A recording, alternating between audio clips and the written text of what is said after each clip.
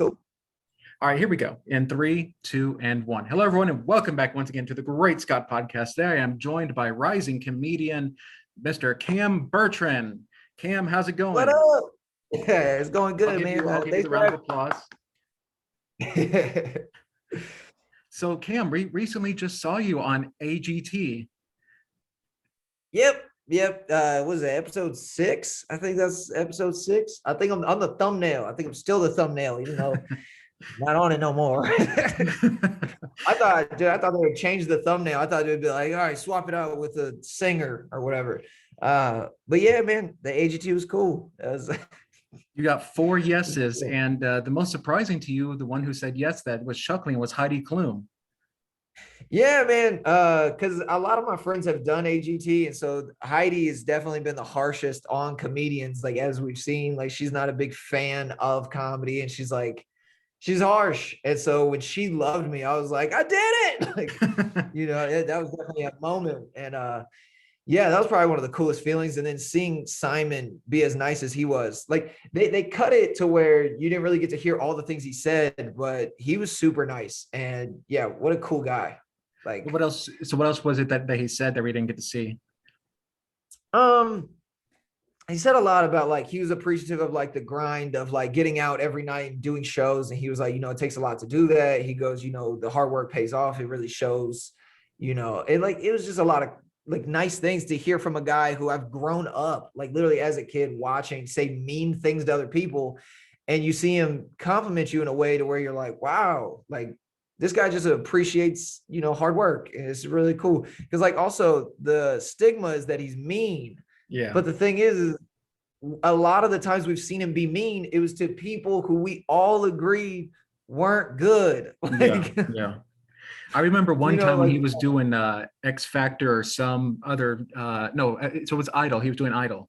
This gentleman, he told this gentleman that he was not a good singer at all. So he went over, from what Simon thought, he was going to go over and shake his hand, but no, he took his water and splashed his water all over him. Yeah, man. People can't take criticism, and like right, wrong, or indifferent. And even when Simon says something to me, he goes, "This is my opinion," but he's being honest about what he says. Yeah. So it's like other people could enjoy that voice or those jokes, but like he didn't. And so like when he enjoys something, he gives you that kind of response rather than to be like, sometimes the mean thing to say is the honest thing to say. Sometimes like we all have a friend who does something that we think they shouldn't do. Like I have a friend who makes music, and it's like, it's so hard to be like, hey, it's not good. But like when you say that and it's honest, sometimes it can help somebody be like, okay, either I'll make it good or I'll quit. And I don't know, man, everybody has their own path, I guess. And then Howie seemed to have just loved you from the moment that you started.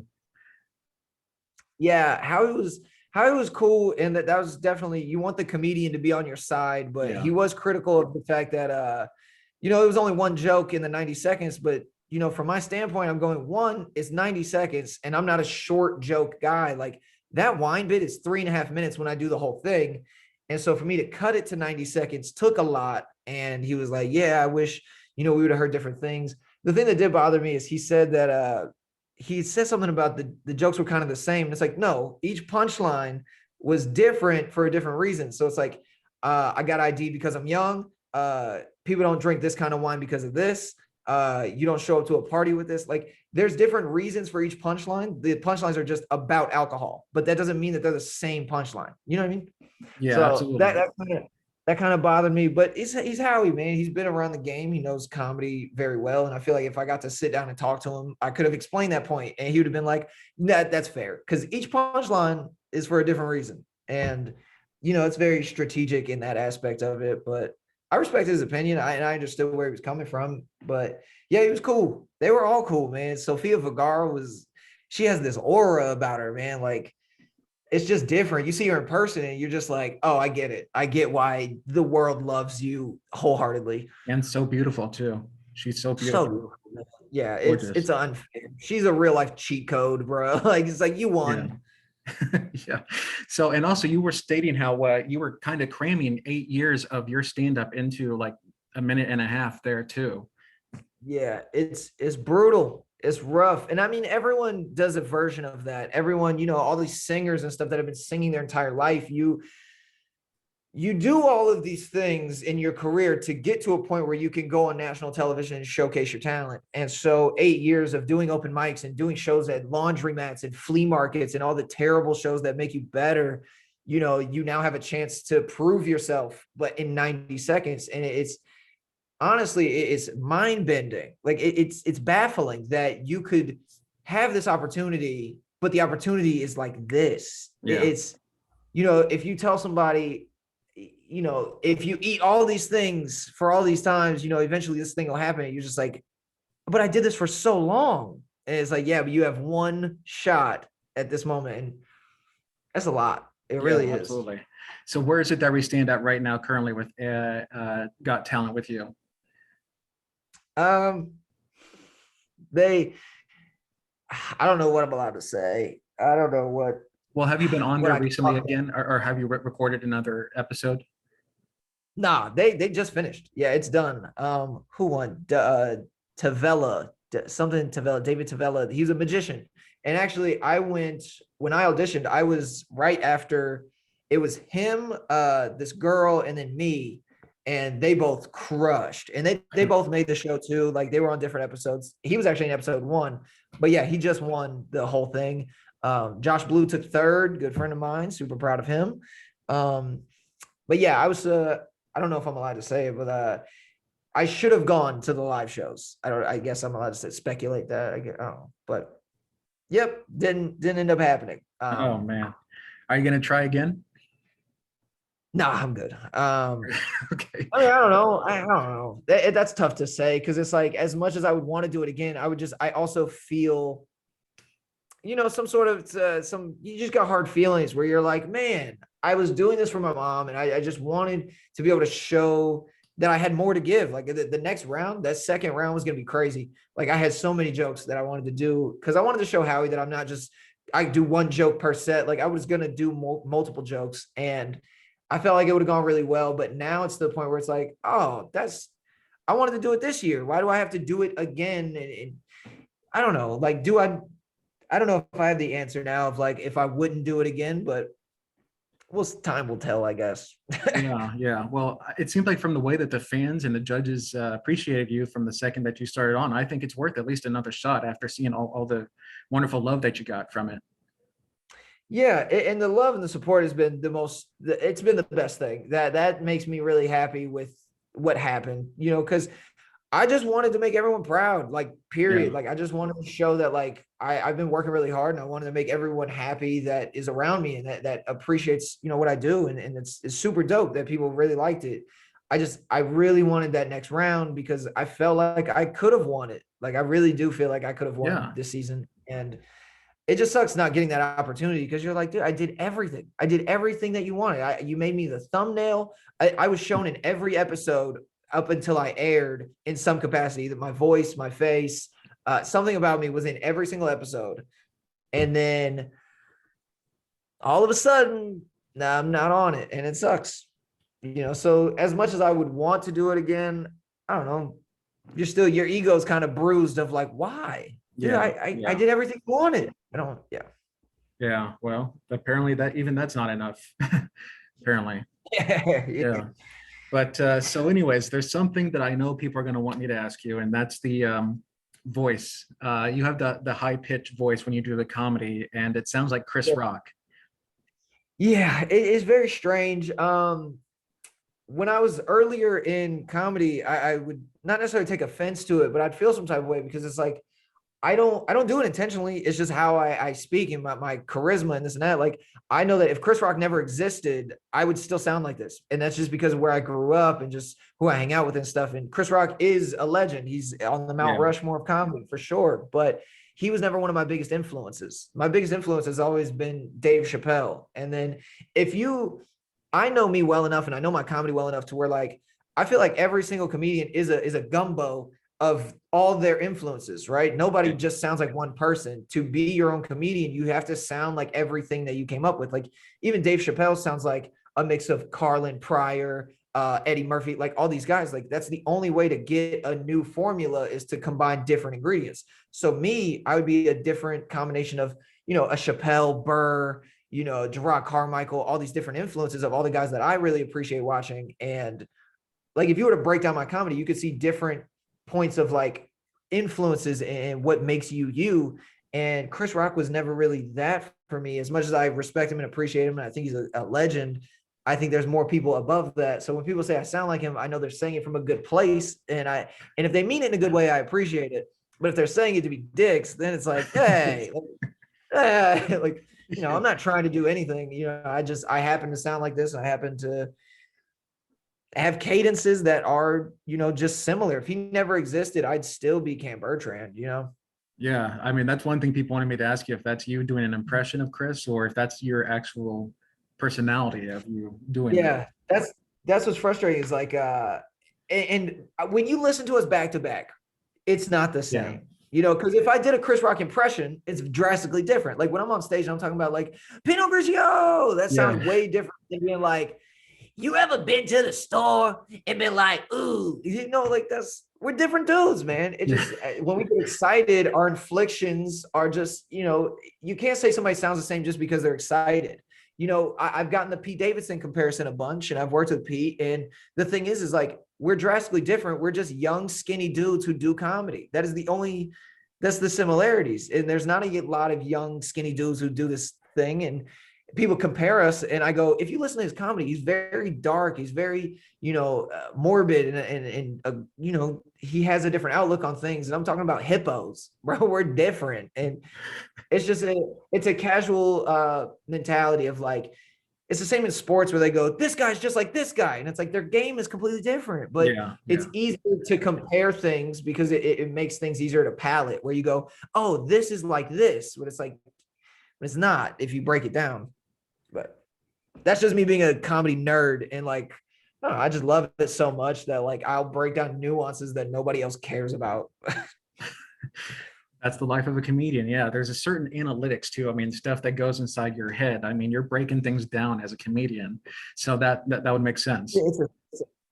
It's weird. Like every little thing will make or break a set or make or break a joke. One word will change the entire dynamic of a joke. I did a joke last night, and the joke has 2 words in it that I've never done them in reverse order, because the way that the joke is, it works better if they're 1 and 2. And I switched them from 2 to 1 last night, and the joke still worked, but it didn't work nearly as well as when it's 1 to 2. And that's, you learn that, and different words have different pops, and different words are funnier, and the different placement of where you put that specific joke in the set. Like if I open with this joke as opposed to closing with this joke, different reactions. So and that's all just human condition.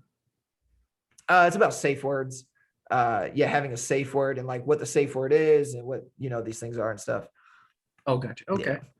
So I would do the bit, but it's like, it's a bit, I don't do it super often, but when I do it, like the bit lies in what the funny words are. Like that's the big upheave of like why it gets the pop. So like if I tell you the words, then I do the bit, then it's okay, gotcha, less funny. Yeah, you know what I mean? Yeah, absolutely. Yeah. I've actually been doing stand-up myself for about 2.5 years here in Kansas City, and going around to other different places. So I'm in the game with you. Yeah, man. Yeah. It's a long game, dude. It's long game. You're not joking. Yeah, you're not joking. Yeah, they say 10 years is the average amount of time till somebody gets like a break, like a good, credit that helps them further the career. 10 years is a long chunk of life, man. It's almost a quarter. That means you live to 40, but are you really living life before 10 years old? Like, does that count? I guess you get memories, but you don't really learn as a person until after 10, I guess. I don't know. Yeah, that's what I've heard Jerry Seinfeld say. I mean, you're not actually a pro until you've actually done it for 10 years. And then by that point, you really are an infant, like you are a 1-year-old, a 2-year-old. So the first 10 years almost doesn't even count at that point. Yeah. I worked with, it was either Nick DiPaolo or Robert Kelly. I've worked with them both quite a few times. One of them was telling me, I think it was Nick, and he was like, how long you been in? I told him like 4 years at that point. And he was like, cool. He goes, everything you're doing right now. He was like, it's fine. You're really funny. You know, you're going to have a great, you know, career in this game. He goes, but right now, he goes, everything you've written in under the first 5 years, you will throw away within the next 5 years. Yeah. So and he's right. Like all those jokes from my first 5 years, I don't do those anymore. And so it's growth. You know, everyone grows. You have to. Otherwise, it's like, what is the point of this? Why wouldn't you grow? And yeah, that's just comedy in itself. Is like if you're hanging on to some of the jokes that you started out with, you're not doing enough to get better. Yeah, I agree. I agree. Now, your journey to comedy has led you to some interesting things. In one of the videos when you were on AGT, you mentioned how you slept in a bathtub. I did. Well, I mean, I slept in the bathtub. I didn't know I said that on AGT. Yeah. Yeah, man. So it was more so like when we would go on these like AAU tournament things. This is so funny. So the bathtub thing is so out of context, but it is true. So, but it's funny because I use it for different reasons. But AAU basketball, we would travel and we'd play these different tournaments and stuff. And it's just a bunch of young dudes on a team. So you do stupid stuff, you do pranks and stuff. So I willingly would lock myself into the bathroom and sleep in the bathtub so that nobody could throw ice on me in the middle of the night, because this is what we did. But yeah, that's the bathtub stuff, which is so funny. It's funny to me because it's like, it's true, but it was also out of like childish reason, you know? So this really has nothing to do with comedy per se. You sleeping in a bathtub. Yeah. No, the comedy thing, I've slept in my car a lot, and like I've slept, you know, I slept outside like twice, which isn't like, oh, you slept outside. Yeah, I got locked out of a thing and just had to sleep outside of a condo. But yeah, as far as like just being broke, I've been broke. I just also slept in a car. Like as broke as I've been, I've always had a vehicle to sleep in. The bathtub thing is strictly just like, you know, a basketball travel thing. Okay. But it happened multiple times. Like it was just so funny because when I stay at like friends' houses and stuff, they're like, "Hey man, you mind sleeping on the couch?" And I was like, "Yeah, I've slept in a bathtub." Like, yeah, that's nothing compared. Yeah. So ever since being on America's Got Talent, has that furthered your career? I know that's probably a silly question to probably ask you, but I mean, basically, has it really furthered your career per se? Yeah, it's helped a lot, but it's also made me very, very tired. It's exhausting. It's a good exhausting. You know, you work hard to get this opportunity to travel and do all these things, but it's a lot of pressure. It's a lot of business, and I don't like the business aspect of this game. I don't like business. I got into comedy because I like telling jokes and I like making people happy and I like preserving my youth, if that makes sense. Of just like, the business aspect of things makes life less enjoyable. Like the greed that comes with money, and comes with like having to you know, you have to do business to get wealth, and I hate that. And everybody judges success based on money, and this is a whole thing. And it's like, the goal is to travel the country and do shows and like support my mom. But outside of that, it's like, I don't want to have to worry about, oh, I got to respond to this message. I got to do this thing. I got to do this thing. Like, you know, man, it took forever for us to get to here. Like, and it's not an intentional thing. It's just like, I'm so stressed out all the time now. And it's like, it sucks, but it's like, also it's great. Like it's both. And that's so hard to explain to people. Like we've heard so many different songs where people describe like, hey, I know everybody wants to be famous, everybody wants to be successful, but on this side of the fence, it's also not great. And I'm not saying it's not great for me, but it's also like, it's not perfect, and nothing's perfect. But I don't know, bro, I'm just on here ranting, bro. Yeah. I feel bad if this isn't going to be a good episode, if I'm just out here, you know. Oh, no, I feel bad not giving goofy answers. I'm like, oh. Now you mentioned your mother. You're out to support your mom. Was she the first one who really just believed in you to do comedy? Was she the one who really backed you the whole way, pretty much? Yeah, she's the greatest. She's the greatest human being to walk this earth. I just got off the phone with her before we did this, and she's my best friend, man. She's so dope. When I went to college, right? So we didn't have a lot of money to get into good colleges, and I didn't have the best grades. My grades were fine, but it was like a low B average, probably like a weighted 3.2, something like that, or whatever. Like it was fine, but there's kids with 4.0s that are applying to these colleges.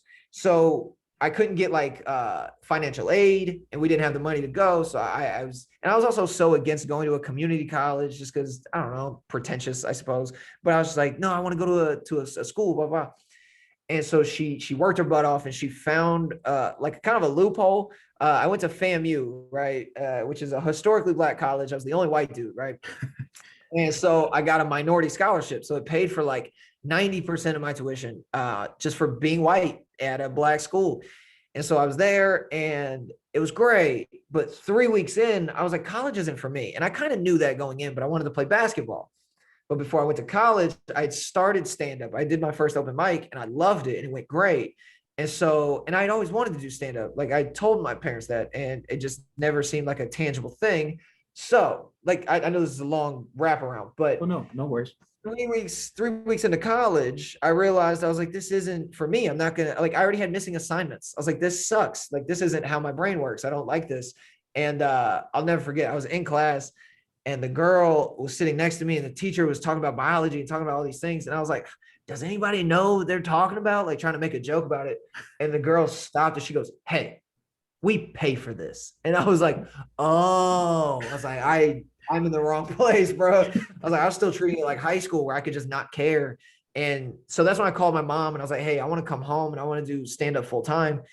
And, there's part of her that was like, I just worked so hard to get you into this place. And now 3 weeks in, like not even like when people go, you give it the good old college try, bro. It wasn't even a month. And so, part of her was like, man, you're already giving up. But then there's that other part of her that was like, I want you to chase your dream and be happy. So she goes, hey, if you're going to come home and do this, you're doing it every single night. You're going to do everything you can to really dive into this. And that's what I did. I came home 7 nights a week. I was at the comedy club. I was at different open mics. And I was so young. Like I was like 18, 19, and I wasn't even talking to people. I was just in the corner, just like stressing over my set and being the youngest guy in the room and just worrying about everyone's opinions and stuff. And my mom would just drive me to these places. And this is after her working like a 10-hour shift somewhere and then having to drive me to this shitty open mic and be in front of drunk people and then drive home and her get 4 hours of sleep just to go back to work the next day. And it was bananas, man. I can't believe she did it. Like she's a superhero, bro. Like I don't know how she was able to do that, because I'm having a hard enough time living my life. If I had a kid, I don't know how I could support them doing their dream at this point. Like, yeah, she's great. Yeah. So how does she feel about you now after seeing her boy on America's Got Talent and the success that he's having? She loves it, but she's too good of a human, bro. We don't deserve her, because she's one of these people who's like so kind, and like every compliment she really appreciates, but she's also not a fan of like, she doesn't want the spotlight. Like she doesn't want to be the center of attention and stuff. And so like she goes into work now, and the first time that they had showed, I think it was episode 4 or 5, they showed me having the conversation with her on FaceTime, and she went into work, and they're like, what's up, Hollywood? We see you on TV, Miss Carrot. And she's like, stop, no, I'm not on TV. Like, she's just so humble about it. And that's what makes it so much more fun to brag about her, is because she just doesn't need it. And that's what makes the person who doesn't expect it is the person who deserves it, And that's how it should be. The people who's not like, yeah, look at me. The people who are like, oh, thank you so much. Those are the people we should, be proud of. And what's your mom's name? I want to give her a shout out. Terry Bertrand. Hi, Terry. Hi, I'm talking with your son. A very funny guy. You raised a good human being. Just wanted to give you a shout out. Hope you're doing well. Thanks, man. Yeah, she's the best.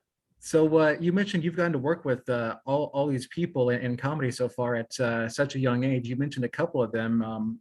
One of the people I was curious about, but you've gotten to work with Joe Rogan. Yeah, Big Joe. Yeah, Big man. Joe.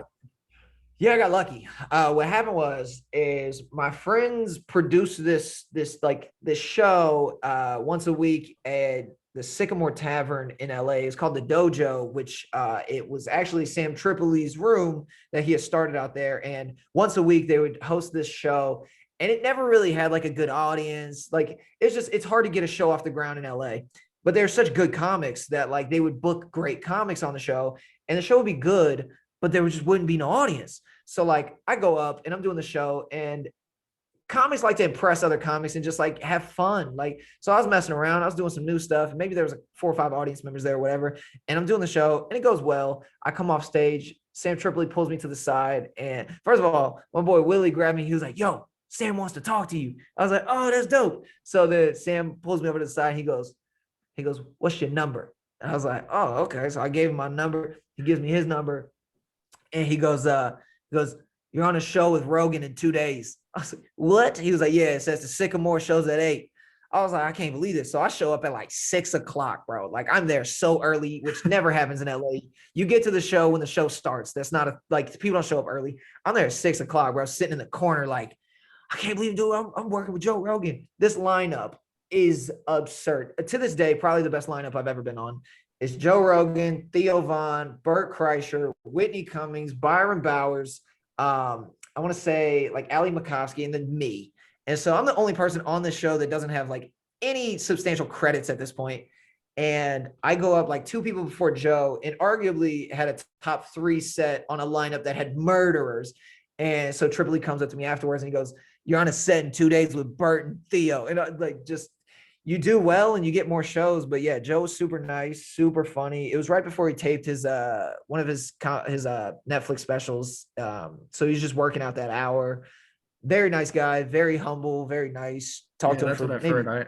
I had another friend who used to do comedy out in California. Would do it at Flappers and the Store and Factory, and would run into Joe and just say he's just the friendliest guy you could ever meet. I mean, one of the nicest guys in all of comedy. Yeah, man, he's just a dude. And that's what's so cool about it, is just when you meet a guy of that caliber and of that wealth, you know, because at a certain point, it's hard to connect with people when you have a certain amount of money, because, you know, everybody just wants something from you. But like, he's detached from that and he's still a person. And that's what's so beautiful, is that he doesn't let anything go to his head. He's still just a dude. And it's great.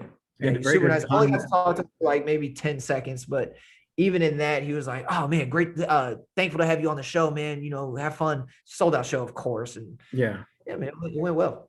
And one of the best conversationalists I've ever heard as well. Absolutely. Yeah. I wish I could have got to talk to him more. A lot of my close friends are really close to him. So, you know, we'll cross paths again. Comedy is one of those things where like, it's a fraternity. And at a certain point, it's like you see people over and over and over in this game. So absolutely. That's that. Yeah. So, but, and then another person that you mentioned that I'm also a fan of is Pete Davidson. Yeah. So interesting. What a weird thing that we had. So when I started comedy, he was also like 17. And so young guys just happen to know each other, you know, at a certain point where you just go, oh, that's another young guy who's doing good. Like I have a list of people in my age range that I think are murderers, that I think are just incredibly talented, that are also young. So it's like Jack Knight, Sam J, Vincent B. Bryant. Like there's just certain people, Pete, you know, and you have this group of people that you're like, oh man, I just want to compete with these guys. So what happened is I have reached out to him on like Twitter, and because we both are like big Harry Potter nerds and stuff. And so we started talking about Harry Potter, and, you know, we're DMing back and forth and stuff. And he happened to be coming to Tampa. And he was like, hey, you want to open the show up, do some time? I was like, yeah, that'd be dope. So I ended up doing 2 shows with him. They go well. And then we run into each other a couple years later and stuff. He's a really good dude. Very funny. But yeah, man, it's just really weird how things happen, is you go from looking up to people to working with them all the time. Like I looked up to Josh Blue and I ended up like becoming good friends with him, and Jamar Neighbors and all these guys that you look up to and you respect as OGs, and then you get close with them and you're like, oh, we're all doing the same thing. And then when you respect people and they respect your craft, that's where it was the best. Like getting compliments from people that you look up to is like, it's baffling, bro. Absolutely. Now I want to promote your podcast. You recently just started your own podcast called Hey, Let's Complain. Yeah, it's a blast. Podcasts are hard, man, but like it really is. Doing it is so much fun. It's just like editing it, putting it out. That's a pain, but bro, doing it is so much fun. Yeah. I think we were at like 13, 14 episodes now, but yeah, they're fun. Can you tell us what your podcast is about, each episode? Yeah, it's just an extension of kind of what I do on stage, where like I'll take a topic and I will complain about it to its fullest extent, and it's a blast. Like, so I'll have different guests on, and we'll talk about stuff. But like, yeah, so some of the episodes I've done was the free Britney thing. So everybody's talking about how we got to free Britney, and so I was just ranting about like, do we need to free Britney, and kind of like debating on whether or not she should be freed. And then another one was like bad drivers, where it's just like people suck at driving, so I just complain about that a lot. But like, they're good complaints. It's not just like, bleh. Yeah. They're very thought out complaints, man. Because I don't know, I'm if I weren't a comedian, I think my only other job title would be professional complainer. Like that's all I do. But it's so much fun. I do it in jest, and I do it because it makes you make light of situations, and complaining about things is just so endearing. It's just so much fun, as everybody can relate to bitching, bro. It's Yeah, fun. absolutely. Yeah. So you're the oldest young timer there is that likes to complain. Yeah, 100%. Yeah. I am a 27-year-old, 59-year-old, like 100%. Absolutely. Yeah. Well, you're gonna do well as an old man.